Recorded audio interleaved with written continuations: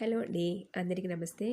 ఈరోజు వీడియోలో మనం వినబోయే కథ ఏంటో తెలుసుకునే ముందు మీ అందరికీ కూడా నా చిన్న రిక్వెస్ట్. కొత్తగా మన ఛానల్ చూసిన వాళ్ళు తప్పకుండా ఒక లైక్ చేసి మీ ఫ్రెండ్స్‌కి, ఫ్యామిలీ మెంబర్స్‌కి షేర్ చేయండి. అలాగే ఇలాంటి ఎన్నో మంచి మంచి కథలు వినాలనుకుంటే ఛానల్‌ని వెంటనే సబ్స్క్రైబ్ చేసుకొని పక్కనే క్లిక్ చేయండి. మరి ఇప్పుడు లేట్ చేయకుండా కథలోకి వెళ్ళిపోదాం. సిద్ధు ఫోన్ చేసి చెప్పినప్పటి నుంచి ప్రియం వద్ద వాళ్ళు ఉన్నట్టుండి తమ నిర్ణయానికి ఎందుకలా మార్చుకున్నారో నాకు అర్థం కావట్లేదు. ఓసారి మాట్లాడితే విషయం ఏంటనే తెలుస్తుంది కదా అని ఫోన్ తీసి ప్రియంవద నెంబర్కి కలపబోయాను. ఆ వెంటనే ఒక క్షణం ఆగి తనని కలిసి కూడా చాలా రోజులైంది కదా. మూర్తి అన్న ఇదే ఊళ్ళో ఉద్యోగం చేసినప్పుడు వారంలో ఒకసారైనా తప్పకుండా కలుసుకునేవాళ్ళం. మూర్తి అనే రిటైర్డ్ అయినా తిరిగి మన సొంతూరికి వెళ్ళే దగ్గర నుండి ఇదివరకట్లా ఎక్కడ కలుసుకుంటున్నాం. ఫోన్లో వద్దు, ఈ విషయం నేరుగా వెళ్ళి ప్రియంవదతోనే మాట్లాడాలి అనుకొని ఫోన్ పక్కన పెట్టి బయట వరండాలో చల్లగాలికి సేద తీరుతున్న నా భర్త దగ్గరికి వెళ్ళి ఓసారి ప్రియంవదతో మాట్లాడండి అడిగాను. అందుకైనా మాట్లాడు, నీకు ఫోన్ ఉంది కదా, నేనేం వద్దని లేదే అన్నాడు. అది కాదండి, ఫోన్లో మాట్లాడడం కాదు, నేరుగా వెళ్ళి కలిసి మాట్లాడాలి. మీకు తెలుసు కదా, అది నా ప్రాణ స్నేహితురాలని. మూర్తి అన్న ఇదే ఊళ్ళో ఉద్యోగం చేస్తున్నప్పుడు వారానికోసారి మనం వాళ్ళ ఇంటికి వెళ్ళడమో, వాళ్ళే మన ఇంటికి రావడమో జరిగేది. మూర్తి అన్నయ్య రిటైర్డ్ అయ్యి మన సొంతూరికి వెళ్ళే దగ్గర నుండి ఎక్కడండి ప్రియం వదని నేరుగా కలిసింది. ఫోన్లో మాట్లాడడం తప్ప అన్నాను. ఇప్పుడు కూడా అలాగే మాట్లాడండి పున్నా, నాకు నిన్ను వాళ్ళ ఊరికి తీసుకెళ్ళంత తీరిక లేదన్నాడు. ఇప్పుడు మీరు చేయాల్సినంత ముఖ్యమైన పనే ఉందని తీరిక లేదంటున్నారు. మీరు కూడా వస్తే మూర్తి అనేది కలిసినట్టుంటుంది కదా. చాలా రోజులైంది, వెళ్దామండి అడిగాను. అబ్బబ్బా, విసిగించకన్నప్పున్నా, అయినా ఇప్పుడు నేరుగా వెళ్ళి కలిసేంత ముఖ్యమైన పనేంటి అడిగాడు. నెల క్రితం ప్రియంవద ఫోన్ చేసినప్పుడు ఇక నుంచి ఆయన పిల్లల దగ్గరే ఉందామంటున్నారు, వారం 10 రోజుల్లో వెళ్ళిపోతున్నామని చెప్పింది. వాళ్ళు అక్కడికే వెళ్ళుంటారు. ఆ హడావులో ఉండి అంత ముద్దులో నాకు ఫోన్ చేయట్లేదు అనుకున్నాను, కానీ నిన్న సిద్ధు ఫోన్ చేసినప్పుడు చెప్పాడు ప్రియంవద ఆంటీ వాళ్ళు ఊళ్ళోనే ఉన్నారని. అంత ఖచ్చితంగా ఇక మీదట పిల్లల దగ్గరే ఉండబోతున్నామని చెప్పింది. మళ్ళీ ఊళ్ళోనే ఉండడానికి గల కారణాలేంటో నాకు అర్థం కావట్లేదండి. అందుకే ఓసారి మాట్లాడితే విషయం ఏంటో తెలుస్తుంది కదా. అలాగే వారిని చూసినట్టు కూడా ఉంటుంది. మీ రిటైర్ అయిన దగ్గర నుంచి ఎక్కడికన్నా వెళ్ళాలంటే చెప్పాను పున్నా, తీసుకెళ్తానని అంటున్నారు కదా. నేనేమైనా సినిమాలకో షికార్లకో తీసుకెళ్ళమంటున్నానా? నా ప్రాణ స్నేహితుల ఇంటికి కదా అడిగాను మృదువుగా. అందుకైనా సరేలే, నీ మాట నేను ఎప్పుడైనా కాదన్నానా? రేపు ఉదయం బయలుదేరుతామనటంతో చాలా సంతోషం అండి అని గదిలోకి వెళ్ళిపోయాను. ఆ మరుసటి రోజు ఆయన చెప్పినట్లుగానే ప్రియంవద వాళ్ళ ఊరికి నేను ఆయన కారులో బయలుదేరాం. మేము ఉంటున్న ఊరు నుంచి ప్రియంవద వాళ్ళ ఊరికి చేరుకోవాలంటే ఓ 2 గంటల ప్రయాణం చేయాల్సిందే. ఉదయం 9 గంటల ప్రాంతంలో బయలుదేరాం కాబట్టి స్కూల్కి, ఆఫీస్లకు వెళ్ళే వాళ్ళతో రోడ్డంతా చాలా బిజీగా ఉంది. ఆయన కారు నెమ్మదిగా డ్రైవ్ చేస్తుంటే నా మనసు ప్రియంవదతో ముడిపడి ఉన్న నా బాల్యపు రోజులను గుర్తు చేసుకుంది. ప్రియంవద నేను చిన్ననాటి స్నేహితులం. మా ఇద్దరివి పక్కపక్క ఇండ్లు. ఒకే స్కూల్లో చదువుకున్నాం. ఇంటర్ వరకు కలిసి చదువుకున్నాక మా ఇద్దరికీ పెళ్ళవడంతో వేరు వేరు ఊర్లకి వెళ్ళాల్సి వచ్చింది. నా భర్త పేరు రఘుపతి, రెవెన్యూ డిపార్ట్మెంట్లో ఉద్యోగం చేస్తుండేవాడు. ప్రియంవద భర్త మూర్తి ప్రభుత్వ పాఠశాలలో టీచర్గా పనిచేస్తుండేవారు. పెళ్లి తర్వాత ఇద్దరం వేరువేరు ఊళ్ళలో ఉండాల్సి వచ్చినా పండగలకు పుట్టింటికి వెళ్ళినప్పుడు ఇద్దరం కలుసుకునే వాళ్ళం. అలా కొంతకాలం గడిచాక మూర్తి అన్నయ్యకు మేము ఉంటున్న ఊరికే బదిలీ అయింది. ఇద్దరం ఒకే ఊళ్ళో ఉంటున్న కారణంగా ఆదివారాలు, సెలవు దినాల్లో పిల్లల్ని తీసుకొని నేను ప్రియంవద వాళ్ళ ఇంటికి వెళ్ళడము, లేక తనే పిల్లల్ని తీసుకొని మా ఇంటికి రావడము జరిగేది. అలా మా ఇరు కుటుంబాల మధ్య మంచి స్నేహ సంబంధం ఏర్పడింది. చిన్నప్పటి నుంచి ప్రియంవద చేసే ప్రతి పనిని మెచ్చుకున్న నేను తను తన పిల్లల విషయంలో ప్రవర్తించే తీరు నాకు నచ్చేది కాదు. ప్రియంవద తన ఇద్దరి పిల్లలను చిన్నప్పటి నుంచి ఎండకు తీసుకెళ్తే వాళ్ళు ఎక్కడ కందిపోతారో, కిందకి తెచ్చితే వాళ్ళ కాళ్ళు ఎక్కడ నొప్పి పెడతాయో అని పిల్లలకు నడవడం వచ్చిన తర్వాత కూడా అస్తమానం వాళ్ళని జంకనేసుకొని తిరిగేది. వాళ్ళు పెరిగి పెద్దవుతున్నా అన్నీ తానే దగ్గరుండి చేసి పెట్టేది. ఒక్కోసారి నాకు అనిపించేది, ఈ లోకంలో ప్రియంవద తానొక్కతే తల్లి అనుకుంటుందా అని. అలా ప్రియంవద ఇద్దరు కొడుకులు బాగా చదువుకొని ఒకరు ఇంజనీర్, మరొకరు బ్యాంక్లో మేనేజర్గా ఉద్యోగాలు చేస్తున్నారు. మాకిద్దరు పిల్లలు, ఒక అబ్బాయి, అమ్మాయి. ఇద్దరూ అమెరికాలో స్థిరపడ్డారు. అలా చూస్తుండగానే పిల్లల చదువులు పూర్తి కావటం, ఉద్యోగాలు రావటం, వాళ్ళకు పెళ్ళవటం అన్నీ చకచకా జరిగిపోయాయి. ఆ తర్వాత కొంతకాలానికి మూర్తి అన్నయ్య రిటైర్ అవ్వడంతో వాళ్ళు వాళ్ళ సొంతూరికి వెళ్ళిపోయారు. అప్పటినుంచి ప్రియంవదని కలిసే అవకాశమే రాలేదు. 10-15 రోజులకు ఒకసారి ఫోన్లో మాట్లాడుకోవడం తప్ప.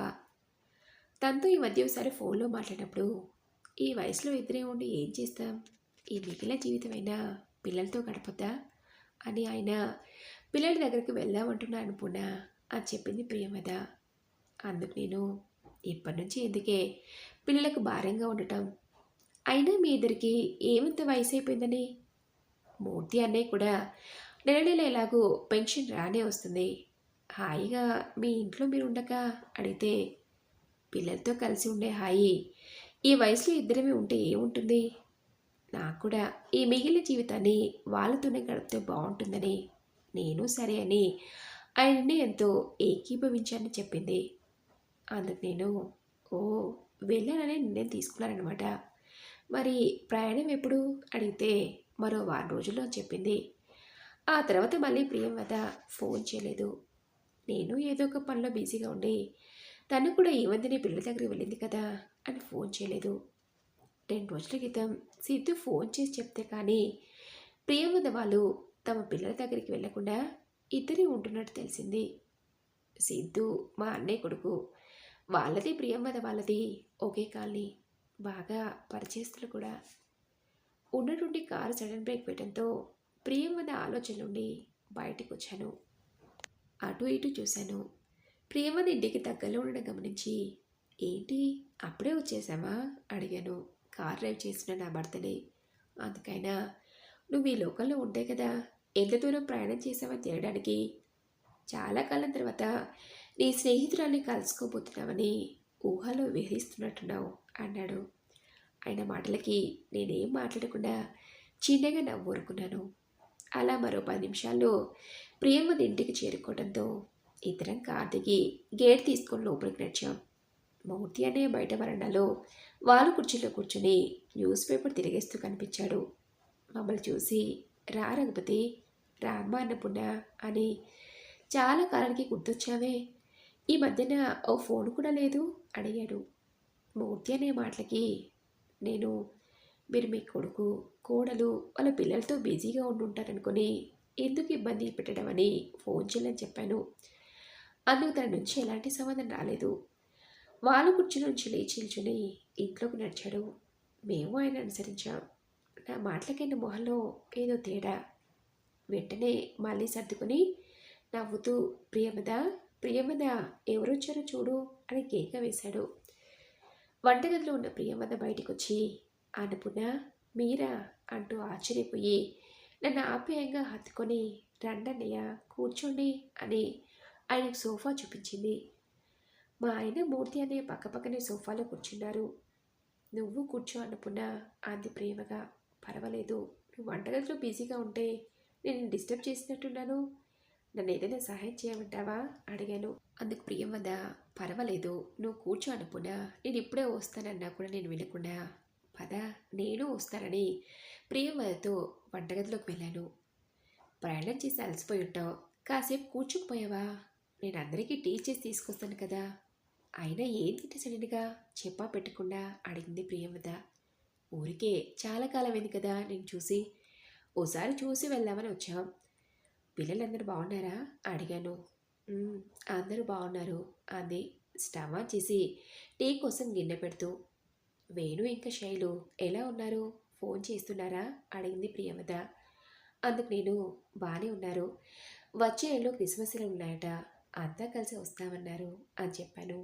అందుకు తను, అవునా, పోనీలే, ఉండేది కొన్ని రోజులైనా పిల్లలందరినీ చూసుకున్నామనే తృప్తి ఉంటుందిలే అంది. రాగానే అనడం ఎందుకు, కాసేపు అయ్యాక నెమ్మదిగా గడవచ్చులే అనే ఆలోచనతో కూడా లేకుండా మనసు ఉండబట్టలేక, అవును 2 రోజుల క్రితమే పిల్లల దగ్గరికి వెళ్తున్నావని చెప్పావు, మరి ఇంకా అన్న ప్రశ్న పూర్తి కాకముందే ష్ ఆయనకి వినబట్టట్టుగా ఈ విషయం గురించి మాట్లాడకనుకున్నా అంది తను. ఎందుకలా అంటుందో నాకు అర్థం కాలేదు. ఎందుకు అడిగాను మెల్లగా.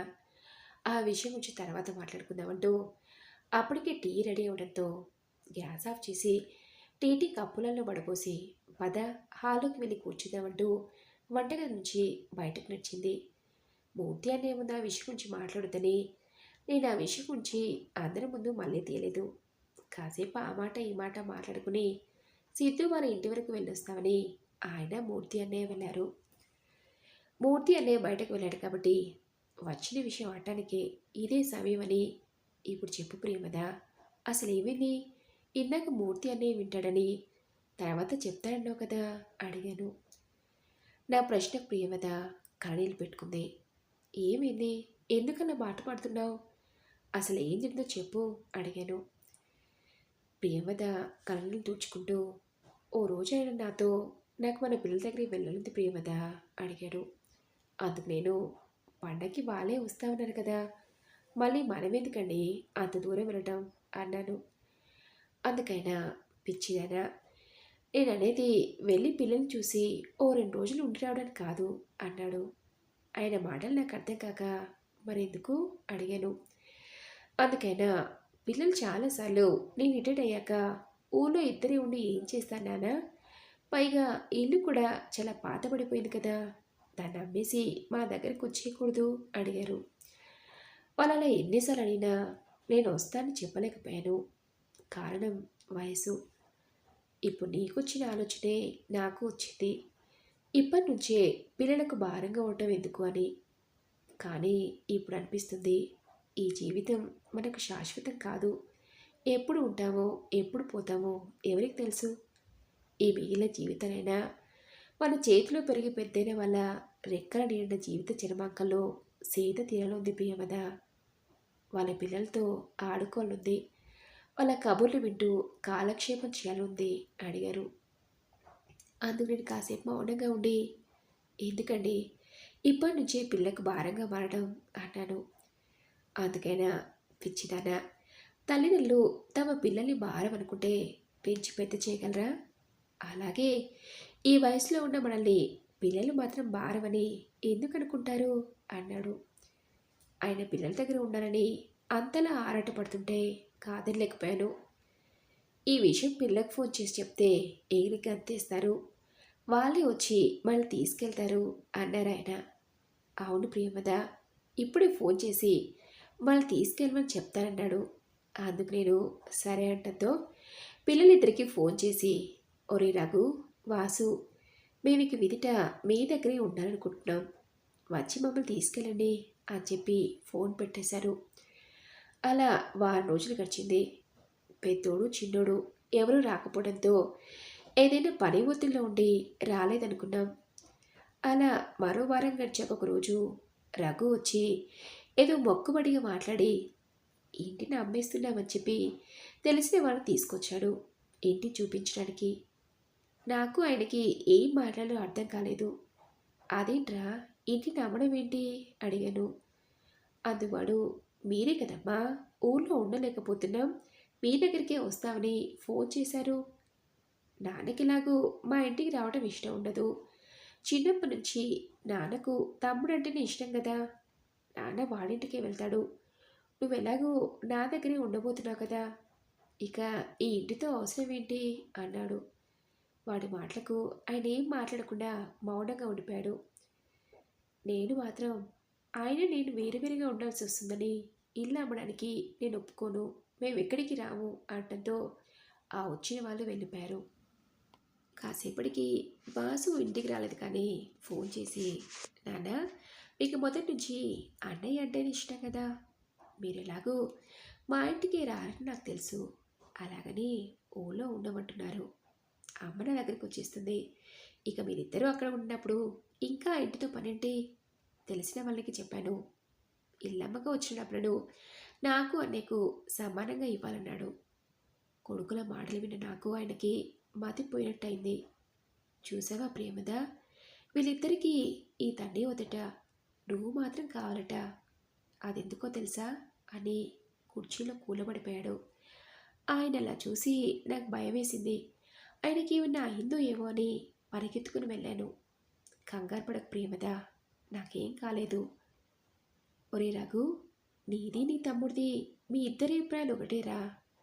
మీ అమ్మ తీసుకెళ్తే జీతం లేని పని మనిషిగా ఇంటి పనులన్నీ చేయించుకోవచ్చని నాన్నకు నేనంటే ఇష్టం లేదని నన్ను వదిలించుకొని మీ అమ్మను మాత్రం తీసుకెళ్ళడానికి పోటీ పడుతున్నారా? బాగుందిరా, బాగుంది. జీవితాంతం మీకోసం రెక్కలు ముక్కలు చేసుకుని కష్టపడి ఈ తల్లిదండ్రులు ఇంకా చాలదన్నట్టు ఈ వయసులో కూడా మీ స్వార్థానికి ఉపయోగించుకోవడం చాలా బాగుంది. మేము బ్రతకలేకో ఏదో మా దగ్గర డబ్బు లేకో కాదురా మీ దగ్గరికి వస్తా ఉంది. మీ ఎదుగుదలని ప్రయోజనాలను చూసి మురిసిపోవాలనుకున్నాం. మీ పిల్లల్ని చూసుకుంటూ మీ నీడ హాయిగా బ్రతకాలనుకున్నాం. కానీ మీ నిజస్వరూపాలు తెలిసాక ఇంకా మా శేష జీవితాన్ని మీ దగ్గర గడపాలనుకోవటం అది మా మూర్ఖత్వమే అవుతుంది అని వాణ్ణి బయటకు వెళ్ళమని చెప్పాడు. అప్పటి నుంచి పిల్లల ప్రస్తావన తీసుకొస్తేనే ఆయన భరించలేకపోతున్నాడు అన్నపూర్ణ అంటూ కన్నీళ్లు పెట్టుకుంది ప్రియమద. ప్రియమద చెప్పింది విన్నాక నాకు చాలా బాధేసింది. తనని ఓదార్చడం తప్ప నేనేం చేయలేకపోయాను. నిజంగా పిల్లలు ఎంత స్వార్థంగా ఆలోచించారు. అలాంటి వాళ్ళ కోసమా వాళ్ళకి ఏ చిన్న కష్టం కూడా రావద్దని ప్రియమద వాళ్ళని అపురూపంగా పెంచింది అనుకున్నాను. మరి ఇదండి రోజు కథ. ఈ కథపై మీ విలువైన అభిప్రాయాన్ని నాతో కామెంట్ బాక్స్లో షేర్ చేసుకోండి. అలాగే ఈ కథ మీకు నచ్చింది అనుకుంటున్నాను. నచ్చితే తప్పకుండా ఒక లైక్ చేసి మీ ఫ్రెండ్స్కి, ఫ్యామిలీ మెంబర్స్కి షేర్ చేయండి. అలాగే ఇలాంటి మంచి మంచి కథలు వినాలనుకుంటే ఛానల్ని వెంటనే సబ్స్క్రైబ్ చేసుకొని పక్కనే ఉన్న బెల్ ఐకాన్ని క్లిక్ చేయండి. నెక్స్ట్ వీడియోలో మరొక మంచి కథతో కలుసుకుందాం. Thank you for listening.